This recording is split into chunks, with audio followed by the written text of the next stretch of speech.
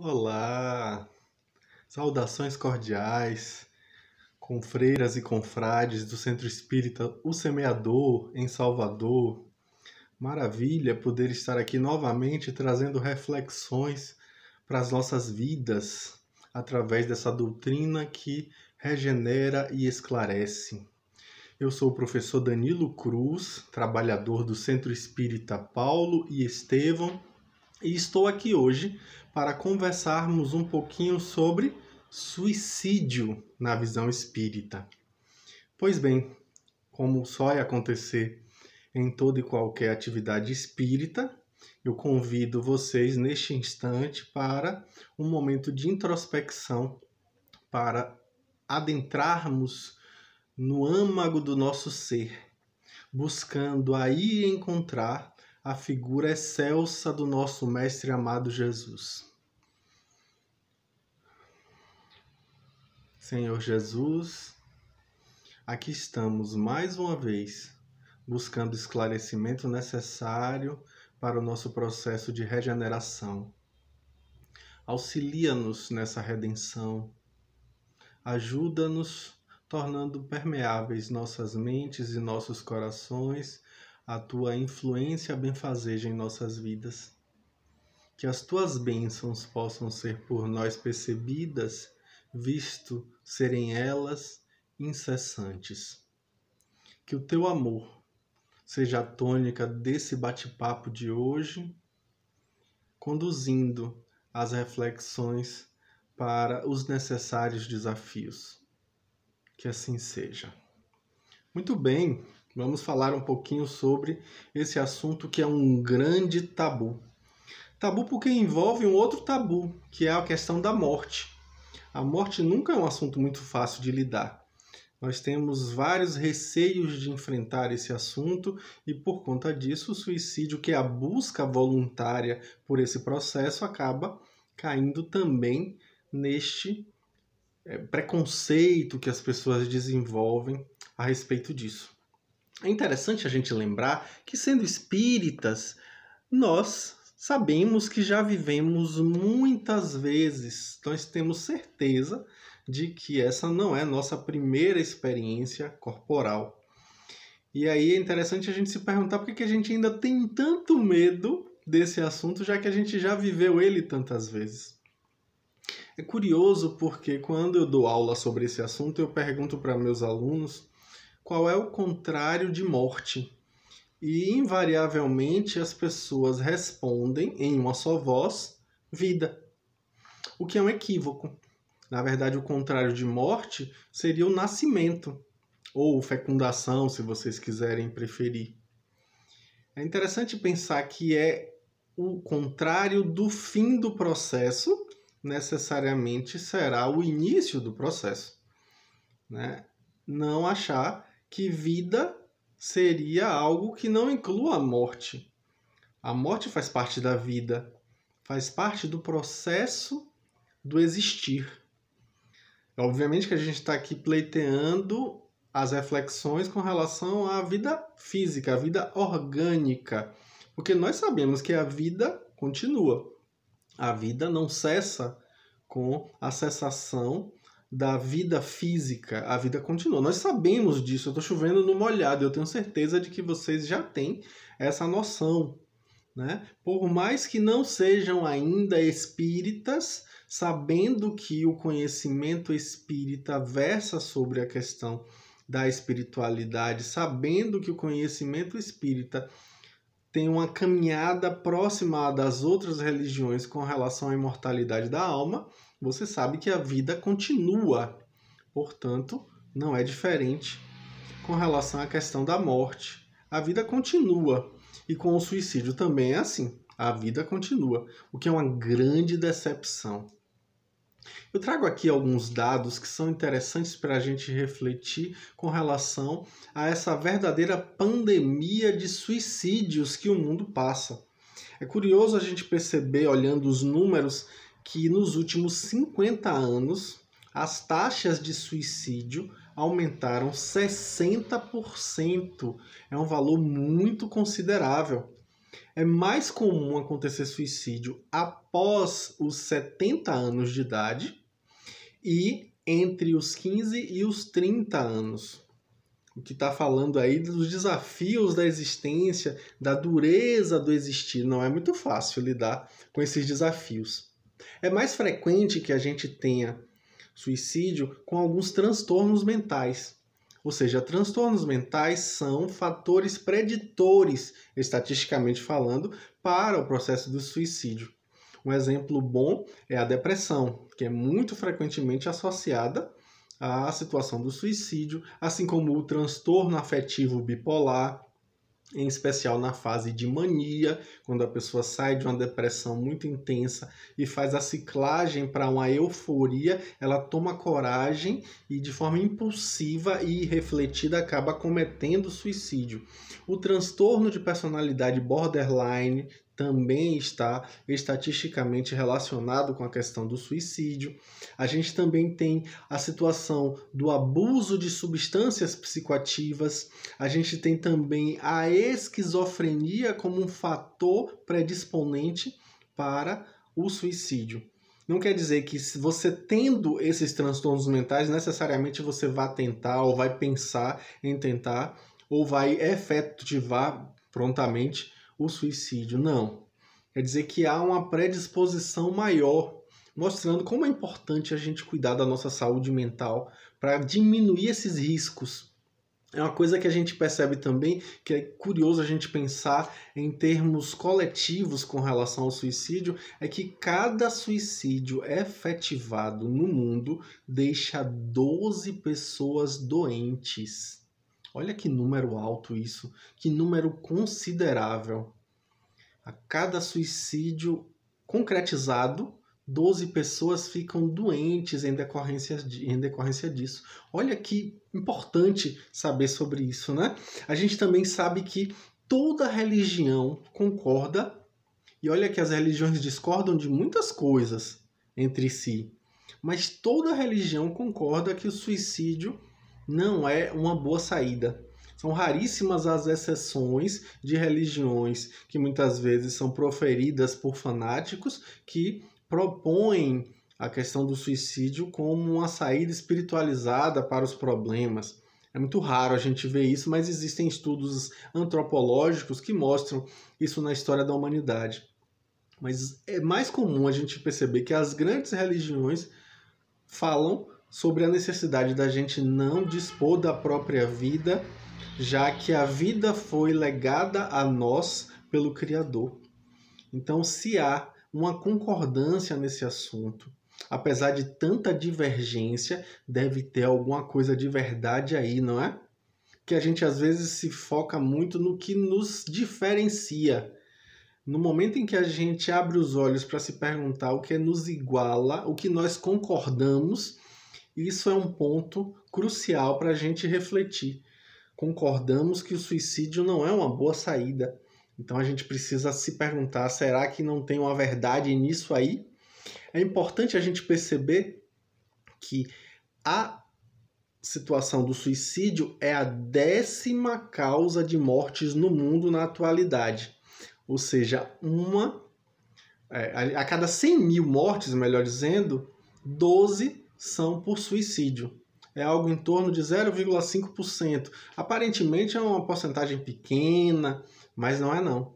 As coisas estão aumentando de tamanho e em especial em países em desenvolvimento como o nosso.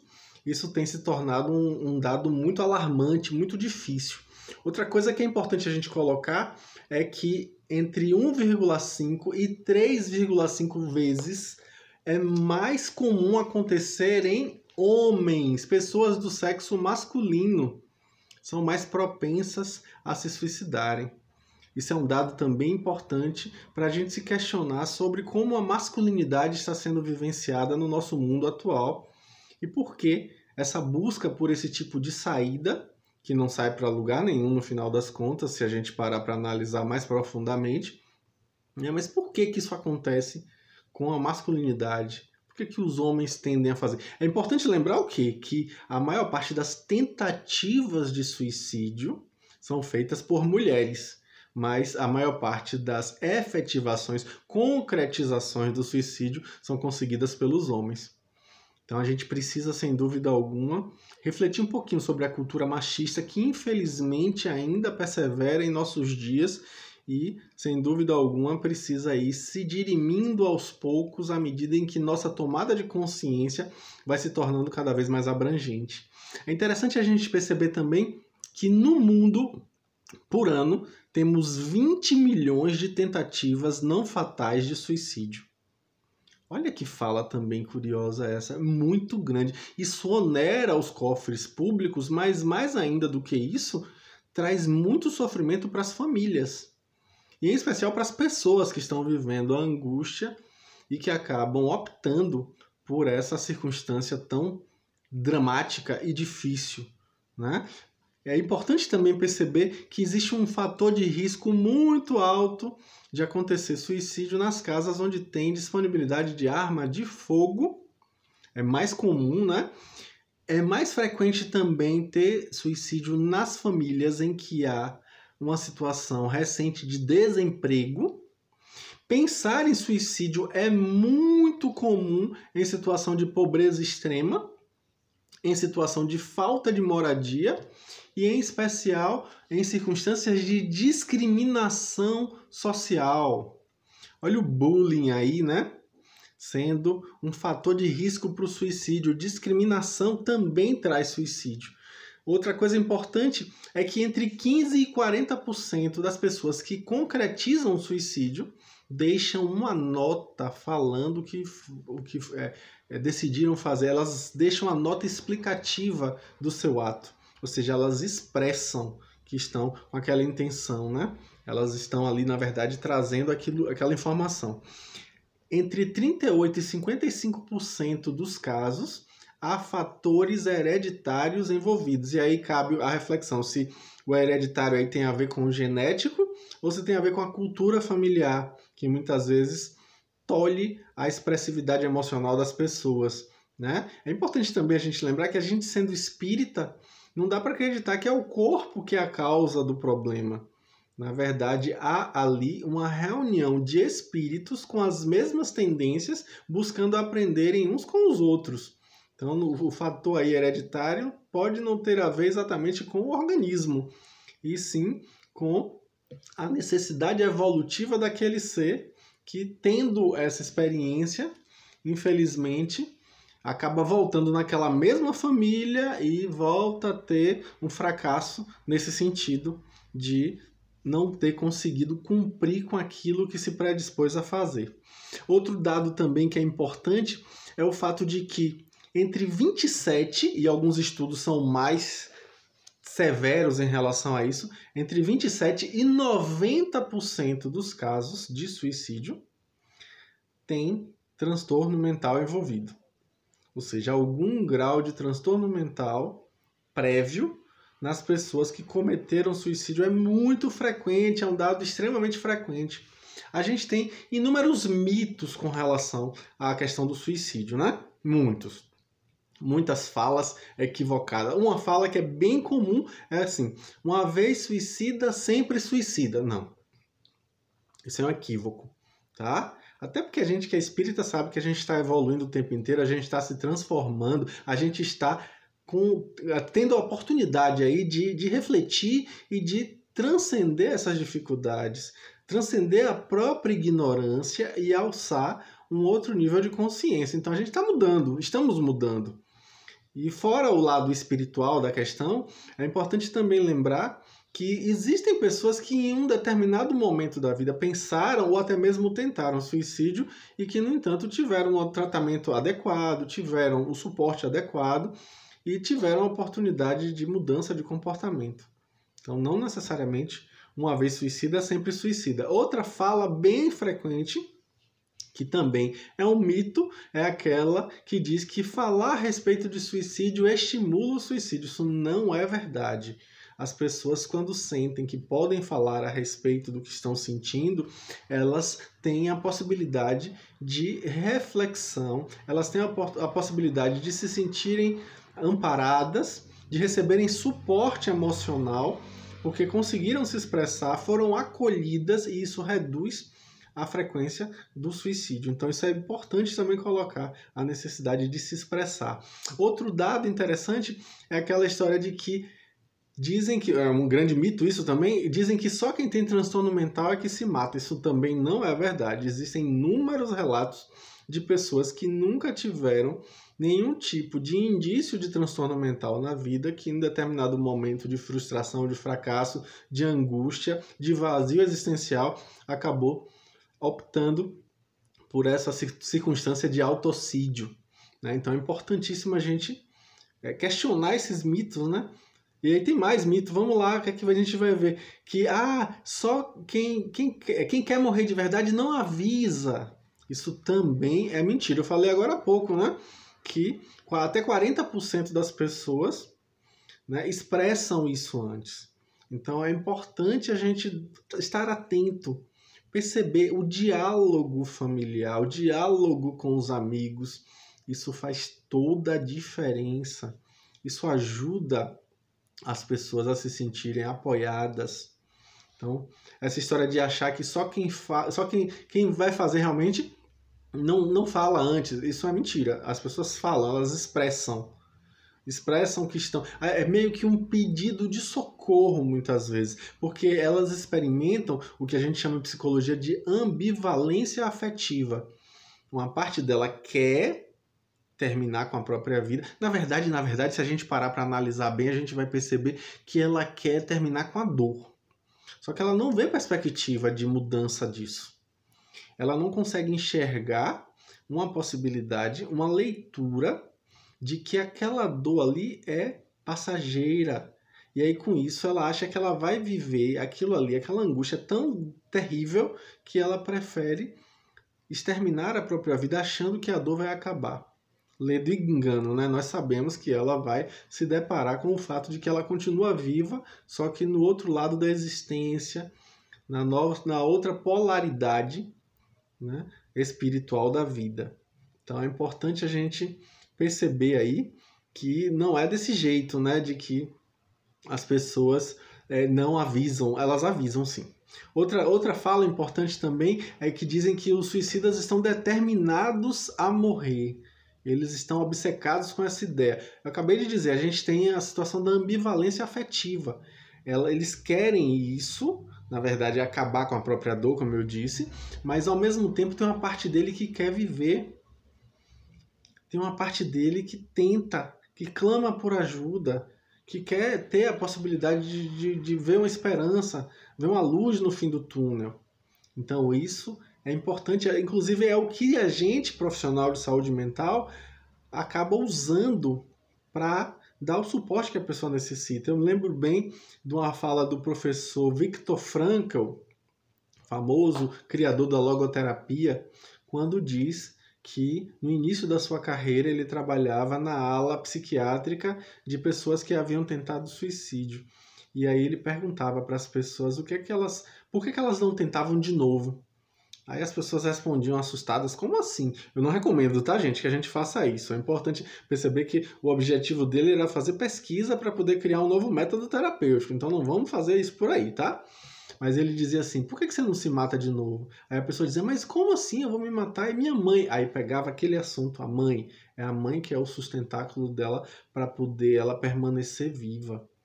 Ah, mas como é que eu vou fazer? E as pessoas que eu trabalho? Ou seja, as pessoas que ela trabalha são as pessoas que devem servir de foco, de mote para o existir dessa pessoa. Então, era a base, o sustentáculo para que a pessoa continuasse caminhando, é focar nesse sentido existencial que as pessoas atribuem ao fato de não tentar de novo, porque tem esse objetivo específico. Então, é interessante para a gente aprender um pouquinho, né, a respeito disso. Acho que vale muito a pena, né, ler um pouquinho sobre logoterapia, né, a terapia do sentido existencial. Porque quando a gente encontra o sentido, as angústias da vida se tornam menos desesperadoras. É o próprio Jesus que fala isso. Ele diz assim, vinde a mim, todos vós que sofreis, pois comigo o fardo é leve e o jugo é suave. Ele não diz assim, vinde a mim, vós que sofreis, que eu vou tirar o sofrimento. Não, ele não diz isso não. Ele diz que com ele o fardo é leve e o jugo é suave. Ou seja, né, com ele a gente vai aprender a relativizar, porque a gente vai viver uma causa maior do que nós mesmos, uma causa maior do que nosso ego. A gente vai conseguir transcender, ter um outro olhar e aprender a relativizar o impacto negativo dessas coisas nas nossas vidas. Porque a gente vai viver uma causa, é uma outra perspectiva, é um outro olhar. Então é isso, é essa perspectiva de acharmos um sentido existencial. Isso vai fazer toda a diferença. Outro mito importante é assim, melhorou, já está fora de risco. Não existe isso. Às vezes acontece da pessoa ter uma melhora significativa de uma hora para outra, quando na verdade é porque ela já arquitetou todo o plano para poder cometer o suicídio, sente a leveza porque para ela internamente já está tudo para se resolver, e aí ela tem uma melhora significativa achando que aquilo ali, as pessoas acreditam, não, já está bem. Não, não está bem. É preciso tomar muito cuidado, ter muita cautela, porque às vezes essa melhora é um indício de que o pior está para acontecer. Então é preciso ter muito cuidado com relação a isso. Outra coisa é achar que o suicídio é sempre hereditário, sempre genético, como eu já ouvi algumas pessoas falarem. Isso também é um equívoco. Às vezes acontece suicídio em uma família em que nunca houve suicídio algum. Isso realmente é preciso a gente tomar cuidado com esse mito. Outro mito curioso é que às vezes as pessoas falam é que os suicidas são sempre os outros, nós não. Sempre distante, nunca os próximos. Isso também é um equívoco. Isso, infelizmente, faz com que as pessoas se tornem cegas para a possibilidade real que está ali na frente delas. Então é preciso realmente tomar muito cuidado com essa perspectiva equivocada. Outro mito diz assim que, tentou uma vez, não vai tentar mais não. Pelo contrário. Fator predisponente para a tentativa de suicídio é já ter tentado alguma vez na vida. Então é importantíssimo a atenção e o cuidado, o suporte justamente nesse momento, ajudando a pessoa a se expressar. Outra fala, a criança não se mata. Existem casos, são mais raros, é bom lembrar, né? Mas existem casos significativos de crianças e hoje em dia essas taxas estão aumentando. Então existe essa possibilidade, a gente precisa tomar muito cuidado, tá? Outra questão é, a mídia é proibida de falar sobre esse assunto. Isso não é verdade também. A mídia é orientada pelas associações de saúde mental sobre como abordar esse assunto para evitar o que foi conhecido como efeito Werther. Que é o quê? A Werther é o nome de um livro de Johann Goethe, um escritor alemão, que queria prevenir os jovens com relação à situação do suicídio e falou sobre o caso do jovem Werther. Só que, curiosamente, os jovens que liam o livro de Goethe acabavam tentando suicídio. Ou seja, há o que no livro de Goethe? Uma espécie de romantização da circunstância do suicídio. Dá-se muitos detalhes, floreia-se muito e aí isso acontece. E o que é que a gente percebe que isso tem a ver com a mídia? Sim, tem a ver porque a mídia está sendo orientada constantemente para não florear as descrições dos fatos do suicídio, para não darem a notícia romantizando e trazendo uma visão equivocada que acaba aumentando as taxas de suicídio no local e na época em que essas notícias são veiculadas. Então, sim, a gente precisa tomar muito cuidado com essa possibilidade equivocada de passar adiante a informação sobre o suicídio para não instigar a curiosidade nem estimular que as pessoas façam esse mesmo ato. Também é importante perceber uma coisa que eu achei extremamente curiosa, né, que há alguns anos fizeram uma pesquisa para saber a taxa de ideação suicida nas religiões. E aqui no Brasil, a primeira religião mais frequentemente comum que se tenha ideação suicida é o catolicismo, que chega a 24%. Em segundo lugar, as religiões evangélicas, que chegam a 22%. E eu fiquei estarrecido com o número de espíritas. 13,3% dos espíritas têm ideação suicida. Ainda com todo o conhecimento, ainda assim a gente ainda traz essa dificuldade de confrontar com coragem, com robustez moral, os desafios da vida, os enfrentamentos necessários.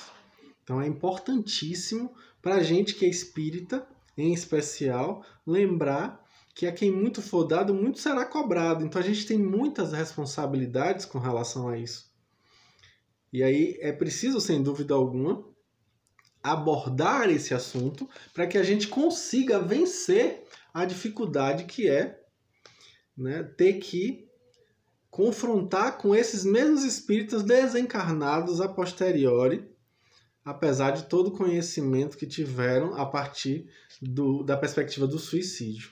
Então é preciso, sem dúvida alguma, a gente romper com esse viés. Até o materialista, né, eu gosto sempre de lembrar Albert Camus, um filósofo existencialista, né, que traz uma perspectiva interessantíssima com relação ao suicídio. Ele diz o quê? Os estudos a respeito dele vão versar sobre o fato de que o suicídio é uma tentativa desonesta, né, de escapar do absurdo que é existir. Porque ele, sendo existencialista, não consegue encontrar um sentido na existência humana. Para ele é uma situação absurda. Mas a gente que é espírita sabe que não é, né? Pois bem, mas o curioso é perceber que, apesar disso, ele diz que o suicídio pode parecer coragem para uns, mas coragem maior, na fala de Camus, é conseguir confrontar esse absurdo do existir e continuar existindo. Olha que interessante, né? Em vez de fugir para o suicídio, tentar confrontar esse absurdo que é existir e continuar existindo, buscar realmente manter a sua vida. Isso é ter mais coragem na visão dele, que era materialista. É interessante porque quando a gente pega o conhecimento espírita a respeito desse assunto, a gente vai ver que tem muita coisa escrita a esse respeito, né?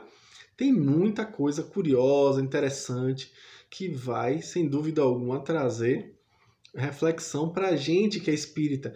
E aí me vem logo na mente, de cara, assim, a questão de número 943 de O Livro dos Espíritos, que versa, dentre outras tantas, que também falam sobre a questão do suicídio, ela versa sobre a questão do desgosto que às vezes acomete algumas pessoas.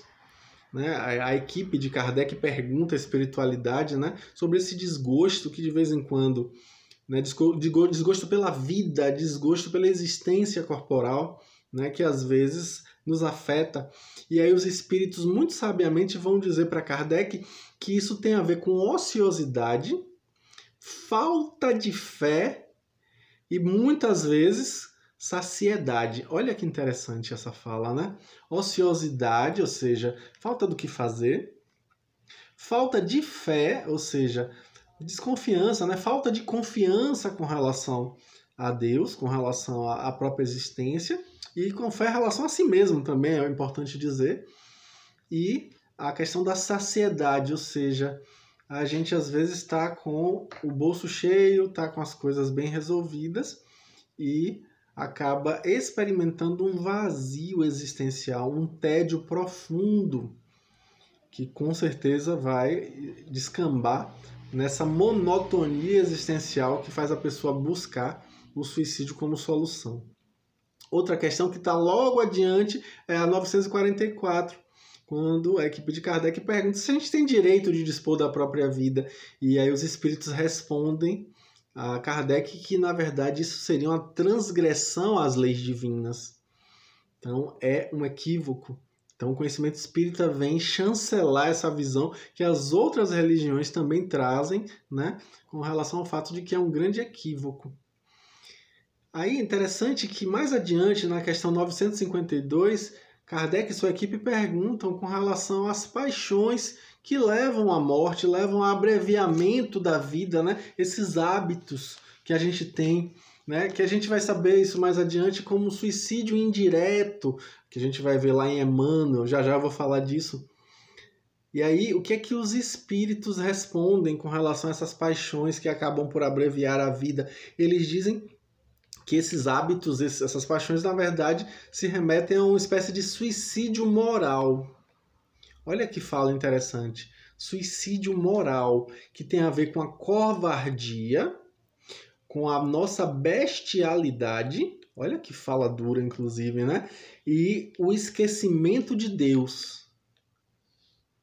Ou seja, é aí, no caso, trazendo para uma linguagem que é muito próxima à de Joana de Ângeles, a expressão de uma rebeldia com relação às vontades divinas, os desígnios divinos.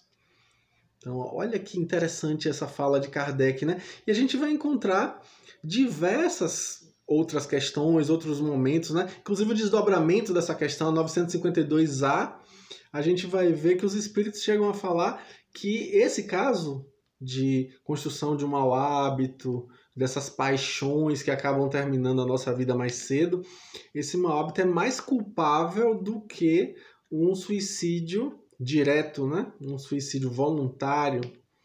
Olha que duro isso, né? Por quê? Porque na visão dos espíritos nós temos tempo para refletir a respeito desses maus hábitos. Então isso faz com que o suicídio seja mais culpável. Olha que importante isso aí, né? Essa reflexão. Irmão X, no seu livro Estante de Vida, traz uma entrevista espetacular de uma suicida que desencarna no Rio de Janeiro por conta de ciúme do seu marido. Olha que interessante isso. E ela vai descrevendo o que ela fez, como foi que ela encontrou lá, o que foi que ela descobriu. É interessantíssimo, vale a pena dar uma pesquisada a respeito disso. Tem material disso em PDF na internet, né? O irmão X, que no caso era Humberto de Campos, traz uma das suas reportagens notórias de Além Túmulo, né? Descrevendo essa situação, né? Em que uma mulher que desencarna por ciúmes, ela escolhe morrer. E obviamente que encontra uma realidade muito dura do plano espiritual. Ela chega a descrever que ela estava, durante o seu enterro, ainda presa ao próprio organismo físico, que ela vivenciou a putrefação do organismo físico. E ela vai descrevendo, né, a dificuldade. Ela vai descrevendo, inclusive, que ela nunca viveu a religiosidade de forma sincera, era apenas uma situação social para ela. E aí a dificuldade com relação a ter esse tipo de propensão a buscar uma prece, por exemplo. Tudo ela vai falando, eu acho que vale muito a pena a gente pesquisar. E aí, como palestra espírita serve para instigar as pessoas a pesquisarem, tá aí uma boa sugestão. Quer outra sugestão interessante também? Tem um livro chamado Vozes do Grande Além, também de Chico Xavier. O espírito Hilda vem descrever a sua circunstância de desencarnação, quando ela sofre uma decepção amorosa, e aí busca a porta larga do suicídio, e literalmente se dá muito mal ao perceber que ainda estava viva, apesar de ter consumido o próprio corpo de uma forma tão funesta. Então é outra circunstância interessante, porque ela vai se encontrar do outro lado com os obsessores que estavam ali o tempo inteiro insuflando nos seus ouvidos mentais o gesto de autoflagelo. Pois bem, aí que está também uma coisa interessante para a gente ver, né, que a participação dos espíritos obsessores nesse processo tão difícil. A gente vai ver Manuel Filomeno de Miranda falar em Loucura e Obsessão, né, sobre a questão de uma amante que busca o suicídio, e aí na fala de Manuel Filomeno de Miranda, por alienação e fuga. Uma situação de alienação mental, ou seja, uma loucura, uma circunstância de enlouquecimento, porque ela alimentava aquele pensamento obsessivo com relação à morte de uma forma mórbida. Então é importante também para a gente refletir. E aí a gente vai ver no livro Religião dos Espíritos, de Emmanuel, que existe o suicídio intencional e o suicídio indireto.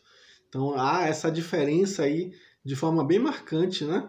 A gente vai ver isso, inclusive, também no livro de Chico Xavier, um dos mais famosos, né? Que é Nosso Lar, quando a gente percebe que o próprio André Luiz é um suicida indireto. Ele não chegou a se matar diretamente, mas os seus maus hábitos construíram a sua desencarnação abreviada, né, em relação ao tempo que ele estava predisposto a viver no planeta Terra. Tem também o livro O Céu e o Inferno, que é um verdadeiro manancial de experiências pós-morte, Não dá pra gente dizer assim, ninguém sabe como é o plano espiritual, ninguém nunca voltou. Pois sempre que alguém fala isso, eu sugiro a leitura do livro O Céu e o Inferno, de Kardec, que traz aquelas tantas entrevistas, né, que são riquíssimas com relação a isso, em especial uma do espírito chamado François Louvet, né? François Simon Louvet. Vale muito a pena dar uma olhada nisso aí. A gente vai ver a fala dele e a descrição, como ele pede orações para trazer um leniente na sua dor, na sua angústia, nas suas provações por conta da sua escolha malfadada. Importantíssimo, né? Aí, obviamente que não posso deixar de falar de um dos livros que mais impactou minha vida pessoal, que é de Camilo Cândido Botelho, né? A história dele, chamado Memórias de um Suicida, quando o espírito Charles orienta a médium Ivone do Amaral Pereira. Maravilha, né? Aquele livro espetacular, que vale muito a pena. É sem dúvida uma obra esplêndida, que muita gente tem preconceito pelo fato de ter o nome suicídio na capa. E eu acho que é uma bobagem sem tamanho, porque aquele livro é esplêndido e transcende em muito esse assunto. Traz muita informação sobre o plano espiritual. Chega a ser comparável a André Luiz pela riqueza de detalhes que traz sobre o plano espiritual, sobre as colônias espirituais. É lindíssimo, é espetacular, eu recomendo veementemente. Inclusive quando ele fala das consequências do suicídio em termos de reencarnação posterior. Ele chega a afirmar que os espíritos vão necessitar passar pelas mesmas situações que viveram e que redundaram no suicídio. Só que dessa vez, muitas vezes, com problemas mais severos, por exemplo, problemas mentais mesmo, em decorrência do abuso que aquilo ali causou, em decorrência dos danos causados no nível perispiritual, né? O perispírito vem danificado. E isso vai moldar um corpo danificado. E aí a pessoa vai passar pela mesma situação, ainda com esse prejuízo a mais. Importantíssimo, né? Para a gente refletir. Além desse livro, também eu sugiro um livro de Emmanuel chamado Pronto Socorro, também por Chico Xavier, quando a gente vai ver que Emmanuel coloca que a principal prevenção do suicídio vai ser a prática do bem, a caridade, e buscar o mal para tentar ajudar na sua dissolução, resolver, né? A pessoa que está passando por um sofrimento, por um momento de solidão, uma privação, você se dispor de si, em vez de dispor da sua vida e romper com ela em termos biológicos, você dispor da sua vida pessoal, do seu ego, e dispor para o bem do outro, para fazer o bem do outro. Você buscar realmente ajudar, sair de si e ajudar o outro, dar do seu tempo, dar, inclusive, dos seus recursos materiais também, dar de si no sentido de entregar-se ao bem, a fazer o bem, romper com o homem velho para fazer nascer um novo homem. Isso aí seria a decisão mais sábia, conforme a fala de Emmanuel. A gente vai ver também, obviamente, né, de forma muito magistral, no Evangelho segundo o Espiritismo, no capítulo 5º, no item 14, a fala que eu acho que é crucial em termos de reflexão para nós que somos espíritas. O espiritismo é um excelente preventivo, tanto do suicídio quanto da loucura. E aí fica claro lá nessa explicação que eu acho esplêndida e sempre recomendo, e que muitas vezes cai no nosso Evangelho no Lar, né? Quando a gente está estudando esse assunto, a gente vai lá no capítulo 14, ou no capítulo 5, melhor dizendo, no item 14, vai ver que o suicídio e a loucura têm suas taxas diminuídas na medida em que a gente faz o espiritismo fazer sentido para nós. Aí os espíritos chegam a falar de forma muito clara, né, que o espiritismo ele dá um paradigma, dá uma visão de mundo, dá uma visão de futuro para a gente, faz com que a gente enxergue o futuro de uma maneira melhor. Isso dá robustez, dá confiança. O espírito chega a dizer que é serenidade, dá serenidade. Olha que interessante, né? A gente, quando realmente faz o espiritismo fazer sentido em nossa vida, a gente se sente mais sereno, se sente mais fortalecido. Aí o que é que a gente vai ver que está lá no Evangelho? A gente tem calma e resignação. É o que a gente precisa, né?